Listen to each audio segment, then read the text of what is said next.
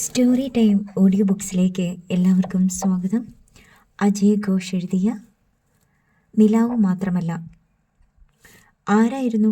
ഗാഥയുടെ മുഖത്ത് ഉറ്റുനോക്കിക്കൊണ്ട് ശാരദാമ്മ ചോദിച്ചു. നിനക്ക് ചെവി കേട്ടൂടെ? ആരോടായിരുന്നു എന്ന് ഗാഥ പറഞ്ഞു. രേഖയോട് സംസാരിക്കാൻ എന്തിനാ ഈ ഒളിവും മറവും? താഴെ നിന്ന് ഫോൺ ചെയ്തൂടെ? സത്യം പറഞ്ഞോ ഗാഥേ, ഇത് അവനല്ലേ? ഗാഥ മൗനം പാലിച്ചു നിന്നു. ഗാഥ ഓർത്തു. പറയേണ്ടത് ഇങ്ങനെയാണ്.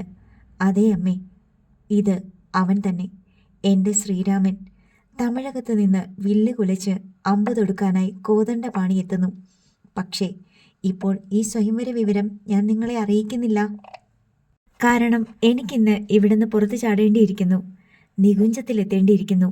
നിർണായക ദിവസമാണിന്ന്, എല്ലാം നടക്കേണ്ട ദിവസം. അതിനാൽ ഞാൻ ബുദ്ധിപൂർവം നീങ്ങുന്നു. എന്താടി മിണ്ടാത്തത്? ശാരദാമ്മ ചോദിച്ചു. എന്ത് മിണ്ടാനാ? ഞാൻ വേറെ ആരെയുമല്ല വിളിച്ചത്, രേഖയെ തന്നെയാ. എന്തിനാ വെറുതെ സംശയിക്കുന്നത്? എൻ്റെ ഒരു ടെക്സ്റ്റ് അവളുടെ കയ്യിലുണ്ട്, അതെടുക്കണമെന്ന് ഓർമ്മിപ്പിക്കാനാ. നിന്റെ ടെക്സ്റ്റ്? ഒന്നമർത്തി മൂളിയിട്ട് ശാരദാമ്മ പടിയിറങ്ങിപ്പോയി. അമ്മയുടെ ഉള്ളിൽ സംശയം അവശേഷിപ്പിക്കാതിരിക്കാനായി ഗാഥയും അപ്പോൾ തന്നെ താഴേക്ക് പോന്നു. വഴിയിൽ രേഖയെ കാണരുതേ എന്ന പ്രാർത്ഥനയോടെയാണ് അവൾ കോളേജിലേക്ക് പുറപ്പെട്ടത്. എത്രയും വേഗം ബസ് സ്റ്റോപ്പ്, എത്രയും വേഗം നികുഞ്ചം, എത്രയും വേഗം ഗൗതം. മനസ്സങ്ങനെ മന്ത്രിച്ചുകൊണ്ടിരുന്നു. സിറ്റി എടുത്തതും അവൾ ഫോൺ എടുത്തു. ഞാൻ എത്താറായി. സ്വാഗതം. ഞാൻ കുളിയൊക്കെ കഴിഞ്ഞ് ഒരു കപ്പ് ചായയും സിപ്പ് ചെയ്തിരിപ്പാണ്, ഗൗതം സ്ഥിരം പ്രസന്നതയോടെ പറഞ്ഞു.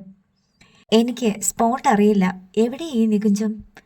ഏത് ഓട്ടോ ഡ്രൈവർക്കും ബൈഹാർട്ടാണ് ഈ സ്ഥലം. ഓട്ടോയിൽ കയറിയിരുന്ന് കണ്ണടച്ച് നികുഞ്ചം എന്ന് പറയുക. വേണമെങ്കിൽ ബീച്ച് റോഡ് എന്നുകൂടി ചേർത്തോളൂ. കൃത്യം 10 മിനിറ്റിനകം ഗാഥ ഇവിടെ എത്തിയിരിക്കും. ഓക്കെ? ഗാഥ മൂളി. പിന്നെ ആദ്യം വന്ന ഓട്ടോയ്ക്ക് കൈകാട്ടി. ഓട്ടോയിൽ കയറിയിരുന്ന് ഗാഥ പറഞ്ഞു, നികുഞ്ചം. ബീച്ച് റോഡ് എന്ന് ചേർക്കണോ എന്ന് അവൾ ചിന്തിക്കും മുമ്പേ ഓട്ടോ നീങ്ങിക്കഴിഞ്ഞിരുന്നു. അപ്പോൾ മുതൽ മനസ്സ് മുന്നോട്ടും പിന്നോട്ടും സഞ്ചാരം തുടങ്ങി. നെഞ്ചിനുള്ളിലെങ്ങോ ഒരു താളപ്പിഴ പോലെ. ഈ യാത്ര ശരിയോ തെറ്റോ? ജീവിതത്തിൽ ആദ്യമായി തനിയെ ഒരു ഹോട്ടലിലേക്ക് പോവുകയാണ്. ഗാഥ ഓർത്തു. മുമ്പ് പോയിട്ടുള്ളതൊക്കെ സകുടുംബമാണ്. ഇടയ്ക്ക് ചില യാത്രകൾ അച്ഛൻ പ്ലാൻ ചെയ്യും. കന്യാകുമാരി, അല്ലെങ്കിൽ മലമ്പുഴ, അല്ലെങ്കിൽ മൂന്നാർ. വിവാഹത്തിനു മുമ്പ് ഈ സംഘത്തിൽ ഗിരിജേച്ചിയും ഉണ്ടായിരുന്നു. സ്ഥലത്തെ ഏതെങ്കിലും ഹോട്ടലിൽ താമസം, സംഘത്തലവൻ്റെ നേതൃത്വത്തിൽ ഒന്നിച്ച് കാഴ്ച കാണൽ, പിന്നെ മടക്കം. സുരക്ഷിതമായ പിക്നിക്. പക്ഷേ ഈ പോക്ക് അങ്ങനെയല്ല, ഒറ്റയ്ക്കാണ്. ഒരു ഹോട്ടലിലേക്ക് 20 കഴിഞ്ഞൊരു വിദ്യാർത്ഥിനി ഒറ്റയ്ക്ക്. തെറ്റോ ശരിയോ? ബീച്ച് റോഡിലേക്ക് ഓട്ടോ തിരിഞ്ഞതും റോഡ് മിക്കവാറും വിജനമായി. വലത് ഭാഗത്ത് നോക്കെത്തുന്ന ദൂരത്ത് കടൽ പ്രത്യക്ഷപ്പെട്ടു. വന്നിട്ടുണ്ട് 1-2 വട്ടം ഇവിടെ, അതും അച്ഛനോടും അമ്മയോടുമൊപ്പമാണ്. ഇടതുഭാഗം അത്രയും തെങ്ങിൻ തോപ്പാണ്. കാറ്റ്, കടലിൻ്റെ ശബ്ദം. 10 മിനിറ്റോളം ഓടിയിരിക്കണം. ഓട്ടോ ഇടത്തേക്ക് തിരിഞ്ഞ് തെങ്ങിൻ തോപ്പിന് നടുവിലെ പാതയിലേക്ക് ഇറങ്ങിയതും ഗാഥ ചോദിച്ചു, എന്താ ഈ വഴി? നികുഞ്ചത്തിലല്ലേ പോകേണ്ടത്? അതെ. ദാ ആ കാണുന്നതാ നികുഞ്ചം. അയാൾ കൈ ചൂണ്ടിയിടത്തേക്ക് ഗാഥയുടെ നോട്ടം പോയി. അകലെ പൂത്ത് നിൽക്കുന്നൊരു മരമാണ് ആദ്യം ശ്രദ്ധയിലുടക്കിയത്. അടുക്കുംതോറും അതിനു പിന്നിൽ വൃത്താകൃതിയിലുള്ള ഒരു കെട്ടിടത്തിൻ്റെ വെളുത്ത ശരീരം തെളിഞ്ഞു വന്നു. ഒരു വലിയ ക്രിസ്മസ് കേക്ക് മുറിച്ച് തെങ്ങിൻ തോപ്പിൽ വെച്ചതുപോലെ തോന്നി. കേക്കിന് ചുറ്റും മരങ്ങൾ, ചെടികൾ, പൂക്കൾ, പിന്നെ കൈവിടാത്ത സ്നേഹം പോലെ 4 പാട് നിന്നും കാറ്റ്. ഗൗതം രാഘവൻ്റെ വാക്കുകൾ 100% സത്യമാണെന്ന് ഗാഥ അറിഞ്ഞു. അക്ഷരശൂന്യരും ഇവിടെ വന്നാൽ പേനയെടുക്കും. പക്ഷേ ഈ സൗന്ദര്യം ആസ്വദിക്കാനാവുന്നില്ല. വരാൻ പാടില്ലായിരുന്നു എന്നൊരു തോന്നൽ പാമ്പിൻ പത്തി പോലെ മനസ്സിൽ പൊന്തുന്നു. ഓട്ടോ മടങ്ങിപ്പോയതും പെട്ടെന്ന് അരക്ഷിതാവസ്ഥയുടെ ഒരു മിന്നൽ ഉള്ളിലെങ്ങോ പൊളഞ്ഞു. ഉടനെ ഉണ്ടായ തോന്നൽ മടങ്ങിപ്പോയാലോ എന്നാണ്. കാതിൽ രേഖയുടെ ചോദ്യം കേൾക്കുന്നു. ഹോട്ടലിലൊക്കെ ഇരുന്നാവില്ലേ അവർ കഥ എഴുതുന്നത്? അവിടെയൊക്കെ ചെല്ലാനാവുമോ നിനക്ക്? ഗാഥയുടെ ഉടൽ മെല്ലെ വിറച്ചു. വിറപൂണ്ട കൈകൾ പേഴ്സിൽ നിന്നും മൊബൈൽ എടുത്തു. ഗൗതം രാഘവൻ്റെ നമ്പർ അമർത്തി. മണിയടിക്കുന്നുണ്ട്, എടുക്കുന്നില്ല. പെട്ടെന്ന് മഹാസമുദ്രത്തിന് നടുവിൽ ചെറിയൊരു തോണിയിൽ കൊടുങ്കാറ്റിൽ താൻ ഒറ്റപ്പെട്ടു പോയിരിക്കുന്നു എന്ന് ഗാഥയ്ക്ക് തോന്നി. തോണി ഏത് നിമിഷവും മറിയും, താൻ മുങ്ങും. അവൾ വീണ്ടും വിളിക്കാൻ ശ്രമിച്ചു. ഇല്ല, പ്രതികരണമില്ല. അത്ര നേരവും വീശിയ കാറ്റിലെ സ്നേഹമന്ത്രം പ്രേതശക്തികളുടെ ഹുങ്കാരമായി മാറുന്നത് ഗാഥ കേട്ടു. നികുഞ്ചത്തിന് ചൂഴ്ന്നു നിന്ന മരങ്ങൾ കാറ്റിൽ മുടിയഴിച്ചിട്ട് ആടാൻ തുടങ്ങി. ഈശ്വര, ഗൗതം വന്നില്ലെങ്കിൽ, ഗൗതം ഇവിടെ ഇല്ലെങ്കിൽ. അപരിചിതമായ സ്ഥലം, അപകടകരമായ അന്തരീക്ഷം, തെങ്ങിൻ തോപ്പിനിടയിലൂടെ നീളുന്ന വിജനമായ പാത, ബീച്ച് റോഡ്. ആരാ? പരിപരുത്ത ഒച്ച കേട്ടതും ഗാഥ ഞെട്ടിപ്പോയി. മുമ്പിൽ യൂണിഫോം ധരിച്ച സെക്യൂരിറ്റി, കനത്ത മീശയും പൂച്ചക്കണ്ണുകളും. ഗൗതം, ഗൗതം രാഘവൻ സർ. സെക്യൂരിറ്റി ചിരിച്ചു. ഗൗതം സാർ ഉണ്ടല്ലോ. ആരാ? പത്രക്കാരിയാണോ? അല്ല. അപ്പോൾ സെക്യൂരിറ്റിക്ക് പിന്നിൽ വെള്ളാരം കല്ലുകൾ പാകിയ നടപ്പാതയുടെ അങ്ങേയറ്റത്ത് നികുഞ്ചത്തിൻ്റെ ഇറയത്ത് മൊബൈൽ ഫോൺ കാതിലമർത്തിക്കൊണ്ട് ഗൗതം രാഘവൻ പ്രത്യക്ഷപ്പെട്ടു. നെഞ്ചിലെ താളപ്പിഴ ശമിക്കുന്നത് ഗാഥ അറിഞ്ഞു. അവൾ കൈ ഉയർത്തി. ഗേറ്റിലേക്ക് നോക്കിയ ഗൗതം അവളെ കണ്ടു. അയാളും കൈ ഉയർത്തി. പിന്നെ വിശാലമായി ചിരിയോടെ വേഗം അവളുടെ അടുത്തേക്ക് വന്നു. വഴി തെറ്റാതെ കൃത്യമായി എത്തിയില്ലേ? എത്ര നേരമായി ഞാൻ വന്നിട്ട്? എത്ര വട്ടം വിളിച്ചു? എന്താ ഫോൺ എടുക്കാത്തത്? എടുത്തല്ലോ, ദാ കണ്ടില്ലേ, മിസ്ഡ് കോൾ കണ്ട് വിളിച്ചപ്പോഴല്ലേ ആള് തൊട്ടു മുമ്പിൽ. നമുക്ക് അകത്തിരുന്ന് സംസാരിക്കാം. അകത്തോ? അകത്തെന്ന് വെച്ചാൽ റൂമിലല്ല, റെസ്റ്റോറൻറ്റിലിരിക്കാമെന്നാണ് പറഞ്ഞത്. വെയിലത്ത് വന്നതല്ലേ, എന്നതെങ്കിലും കുടിക്കണ്ടേ? ദാഹമുണ്ടാവില്ലേ? ഗാഥ ചിരിച്ചു. അവൾക്കിപ്പോൾ ഒരു അരക്ഷിതത്വവും തോന്നിയില്ല. കൊടുങ്കാറ്റ് മാഞ്ഞ് കടൽ ശാന്തമായി കഴിഞ്ഞിരുന്നു. തോണി കരയ്ക്കടുത്ത് കഴിഞ്ഞിരുന്നു. നികുഞ്ചത്തിനെ പൊതിഞ്ഞു നിന്ന മരങ്ങൾ പഴയപടി മാലാഖമാരായി കഴിഞ്ഞിരുന്നു. ഫുഡ് കോർട്ട് എന്ന ബോർഡ് തൂങ്ങുന്ന മുളവാതിൽ തുറന്ന് ഗൗതം രാഘവൻ ഗാഥയെ റെസ്റ്റോറൻറ്റിലേക്ക് നയിച്ചു. അധികം പേരില്ല അകത്ത്. ബുദ്ധിജീവികൾ എന്ന് തോന്നിക്കുന്ന 4-5 പേർ. അതിൽ 2 പേർ സ്ത്രീകളാണ്. ഒരു കോർണറിൽ കടലിലേക്ക് തുറക്കുന്ന ജനാലയ്ക്കരികിൽ 2 വിദേശികൾ. കടൽ കാണാവുന്ന മറ്റൊരു സീറ്റിൽ ഗൗതം രാഘവനും ഗാഥയും ഇരിപ്പായി. കുടിക്കാൻ എന്താ വേണ്ടത്? ഒന്നും വേണ്ട. അത് പറ്റില്ല, എൻ്റെ അതിഥിയല്ലേ, സൽക്കരിക്കണ്ടേ ഞാൻ? എനിക്കൊന്നും വേണ്ട. കാര്യം പറയണം, വേഗം പോകണം. ഗൗതം രാഘവൻ ചിരിച്ചു. അജണ്ട കൃത്യമാണല്ലോ. എന്തുമാവട്ടെ, ആദ്യം ദാഹശാന്തി. ഗൗതം തലപ്പാവ് കെട്ടിയ സപ്ലയറോട് തണുത്ത ബദാം മിൽക്ക് പറഞ്ഞു. എന്നിട്ട് സിഗരറ്റ് കൊളുത്തി ഒരു പുകയെടുത്തുകൊണ്ട് ചോദിച്ചു. ഗാഥ വളരെ റെസ്റ്റ്ലെസ് ആണല്ലോ, എന്തുപറ്റി? വിവാഹമാണ്, വിവാഹം. ഗാഥ ഒരു മുഖവുരയ്ക്കും നിൽക്കാതെ വിട്ടു തുറന്ന് പറഞ്ഞു. ആരുടെ? വേറെ ആരുടെ? ഈ എൻ്റെ തന്നെ. അപ്പോ എന്നോടുള്ള പ്രേമം റദ്ദാക്കിയോ? ചിരിച്ചുകൊണ്ട് ഗൗതം രാഘവൻ ചോദിച്ചു. ഗാഥയ്ക്ക് തീരെ ചിരി വന്നില്ല. പ്രശ്നം നിസ്സാരമല്ല. ചുരുങ്ങിയ വാക്കുകളിൽ ഗാഥ കാര്യം വിശദമാക്കിയപ്പോൾ ഗൗതം രാഘവൻ പിന്നോക്കം ചാഞ്ഞിരുന്ന് അവളെ നോക്കി. എപ്പോഴാ എന്നെ കൊണ്ടുപോകുന്നത്? എപ്പോഴാ നമ്മുടെ വിവാഹം? ചാട്ടുളി പോലെയാണ് ആ ചോദ്യം വന്നത്. ഗൗതം രാഘവൻ ഒന്ന് പകച്ചു. എന്താ മിണ്ടാത്തത്? ഗാഥ കാര്യമായി ചോദിച്ചതാണോ? എന്താ തമാശയായി തോന്നിയോ സാറിന്? കോളേജിൽ പോകാതെ ഇത്ര ദൂരം ഒറ്റയ്ക്ക് യാത്ര ചെയ്ത് ഈ ഹോട്ടൽ തേടി പിടിച്ചു വന്നത് തമാശയ്ക്കാണെന്ന് തോന്നിയോ? വിവാഹം. ഗൗതം എന്തോ പറയാനാഞ്ഞു. വിവാഹം, വിവാഹം ഉദ്ദേശിച്ചിരുന്നില്ലേ സാർ ഈ ബന്ധത്തിന്? രേഖ പറഞ്ഞ പോലെ പല റീഡേഴ്സിൽ ഒരാൾ, പല ആരാധികമാരിൽ ഒരാൾ. അങ്ങനെയേ കണ്ടിരുന്നുള്ളൂ? അത്രയേ കണ്ടിരുന്നുള്ളൂ? അതല്ല ഗാഥേ, ശാന്തമായി കേൾക്കൂ. എനിക്ക് പറ്റില്ല. അങ്ങനെ ഒരു അവസ്ഥയിലാണ് ഞാൻ. പുസ്തകമാണ് ഞാൻ ആദ്യം കണ്ടത്. 281 പേജുള്ള 20 അധ്യായങ്ങളുള്ള ആ നോവൽ. പിന്നെ 14 കഥകളും. അങ്ങനെ രൂപം കാണുന്നതിന് മുമ്പേ ഇഷ്ടപ്പെട്ടതാണ് ഈ ആളിനെ. ഈ ആളായിരിക്കും എൻ്റെ പുരുഷനെന്ന് അന്നേ തീരുമാനിച്ചതാണ്. പക്വത കുറവാകാം, പക്ഷേ അത് നേരം പോക്കായിരുന്നില്ല. ഗൗതം രാഘവൻ ഗാഥയുടെ കണ്ണുകൾ നനയുന്നത് കണ്ടു. ഒരിക്കലും തോന്നിയിട്ടില്ലേ എൻ്റെ സംസാരത്തിൽ നിന്ന് ഞാൻ ഉദ്ദേശിക്കുന്നത് എന്താണെന്ന്? മനുഷ്യൻ്റെ മനസ്സ് മറ്റാരേക്കാളും പഠിച്ചവരല്ലേ നിങ്ങൾ? ഒരു സൂചന പോലെ മറ്റൊരു മനസ്സിനെ അറിയാൻ തന്നിട്ടില്ലേ ഞാൻ ആ സൂചന? മനസ്സിലായിട്ടില്ലേ സാറിനത്? ഇല്ലെന്ന് പറയരുത്. പറഞ്ഞാൽ അതിലപ്പുറം ഒരു നാട്യം ഈ ലോകത്തിൽ ഉണ്ടാവില്ല. അപ്പോഴേക്കും ബദാം മിൽക്ക് വന്നു. അത് ഗാഥയുടെ അടുത്തേക്ക് നീക്കി വെച്ച് ഗൗതം രാഘവൻ പറഞ്ഞു. കുടിക്ക്. ഇത് കുടിക്കാനല്ല ഞാൻ ഓടി വന്നത് എന്ന് ഞാൻ പറഞ്ഞില്ലല്ലോ. പക്ഷേ ഈ ചൂട്, ഈ 39 ഡിഗ്രി സെൽഷ്യസ് ഒരു സത്യമാണ്. ദാഹവും. ഗാഥ, ആദ്യം ഇത് കുടിക്ക്, അതിനിടയ്ക്ക് നമുക്ക് സംസാരിക്കാം. ഗാഥ കഷായം പോലെ ബദാം മിൽക്ക് അല്പം കഴിച്ച് ഗ്ലാസ് താഴെ വെച്ചു. എന്നിട്ട് തൻ്റെ ചോദ്യങ്ങൾക്ക് ഉത്തരത്തിനായി ഗൗതം രാഘവൻ്റെ കണ്ണുകളിലേക്ക് നോക്കി. പറയൂ. പറയാം. എന്നിട്ടെന്താ പറയാത്തത്? ഗാഥ എന്തോ വളരെയേറെ എക്സൈറ്റഡ് ആണ്. അതുകൊണ്ട് ഞാൻ പറയുന്നത് അതേ സെൻസിലെടുക്കുമോ എന്നെനിക്ക് സംശയമുണ്ട്. എങ്കിലും പറയേണ്ട സന്ദർഭമാണിത്. നന്നായി ശ്രദ്ധിച്ചു കേൾക്കണം. ഒന്ന് നിർത്തിയിട്ട് ഒരു കുട്ടിയോടെ എന്ന മാതിരി മുന്നോട്ടാഞ്ഞിരുന്ന് ഗൗതം തുടർന്നു. ഗാഥയെ എനിക്കിഷ്ടമാണ് വളരെ. പക്ഷേ വിവാഹം കഴിക്കാൻ പറ്റില്ല അല്ലേ? അപ്പോൾ ഗൗതമിൻ്റെ മൊബൈൽ ഫോൺ ശബ്ദിച്ചു. അതെടുത്ത് നോക്കിയിട്ട് അയാൾ പറഞ്ഞു, CK ആണ് പബ്ലിഷർ. ഒരു മിനിറ്റ്. എന്നിട്ട് അയാൾ ഫോണിലേക്ക് തുടർന്നു. ഞാൻ കാലത്തെത്തി CK. Room number 17. പിന്നെന്താ, 11ഓ 12ഓ CKയുടെ സൗകര്യം പോലെ. ഇന്ന് മുഴുവൻ ഞാനിവിടെയുണ്ടല്ലോ. ശരി, ആയിക്കോട്ടെ. കോൾ കഴിഞ്ഞതും ഗാഥ ചോദിച്ചു, ഞാൻ വന്നത് വെറുതെയല്ലേ? ഗൗതം ചിരിച്ചു. തോക്കിൽ കയറി വെടിവെക്കല്ലേ. 11 മണിക്ക് CK എത്തൂ. ഇനിയും നീണ്ട 2 മണിക്കൂറുകളുണ്ട് നമുക്ക് സംസാരിച്ചിരിക്കാൻ.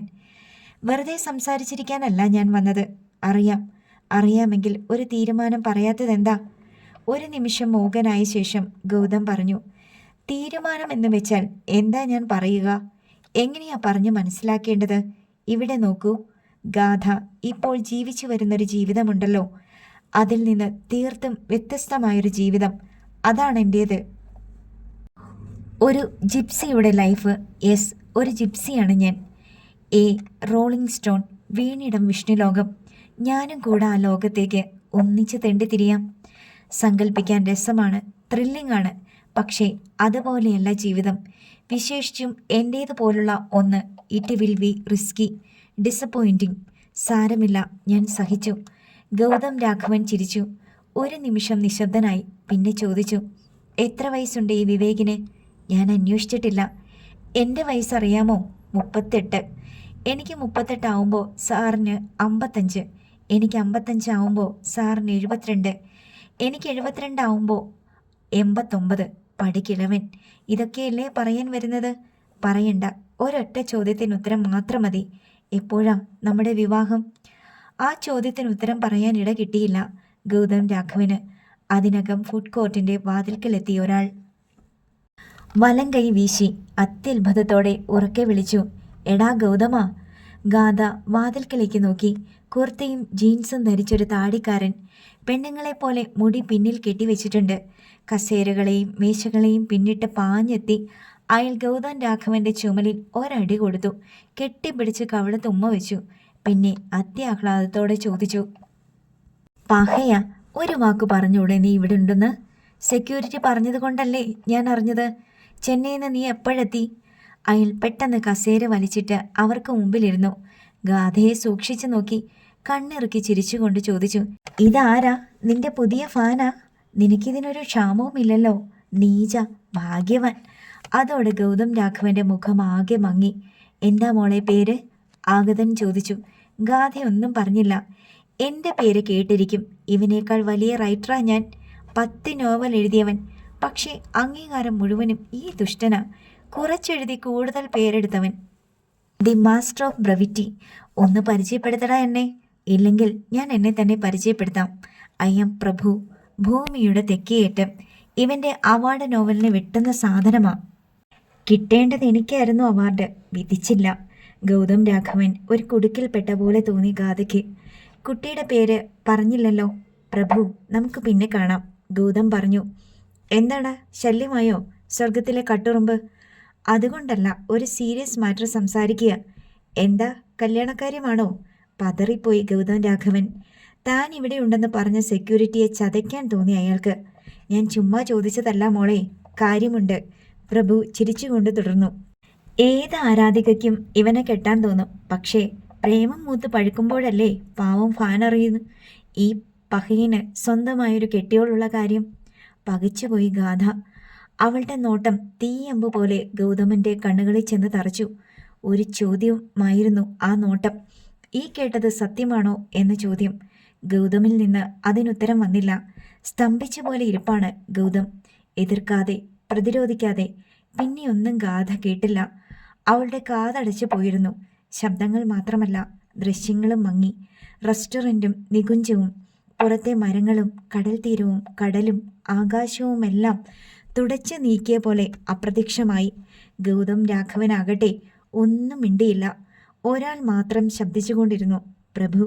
എന്നാ തുടക്കത്തിലെ ഈ ഫാൻസിനോട് ഇവൻ ഉള്ള കാര്യം അങ്ങ് പറഞ്ഞാൽ മതി. ഒരുമാതിരി ജൂലിയറ്റുകളൊക്കെ സ്ഥലം വിട്ടോടും. പക്ഷേ ചെയ്യില്ലല്ലോ ദുഷ്ടൻ. പൂച്ച എലിയെ കളിപ്പിക്കുന്നത് പോലെ തട്ടി ഇരിക്കും. കണ്ണിങ് ഗൈ. ക്ഷമകെട്ട് ഗൗതം ഉരുണ്ടു. പ്രഭു നിർത്ത്. എന്താടാ, പൊളിഞ്ഞോ നിന്റെ ഇമേജ്? നിർത്താൻ. ആ ഒച്ചയിൽ തനിക്കേറ്റ മാരകമായ പ്രഹരത്തിൽ നിന്ന് ഗാഥ ഞെട്ടിയുണർന്നു. മുമ്പിൽ അപ്പോൾ ഗൗതം രാഘവൻ മാത്രമേ ഉണ്ടായിരുന്നുള്ളൂ. പ്രഭു പോയിക്കഴിഞ്ഞു.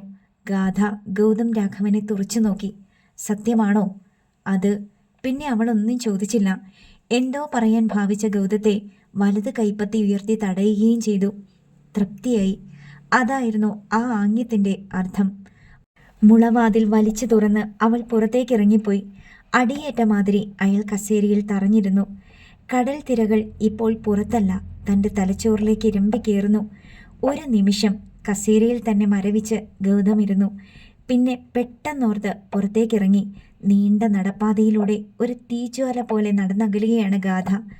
ഗൗതം അതിവേഗം പിന്നാലെ ചെന്ന് അവളുടെ കയ്യിൽ പിടിച്ചു നിർത്തി. അപ്പോൾ ഗേറ്റ് കടന്ന ഒരു നീല സ്വിഫ്റ്റ് കാർ അവർക്കരികത്ത് കൂടി അകത്തേക്ക് ഒഴുകിപ്പോയി. കൈവിടൂ.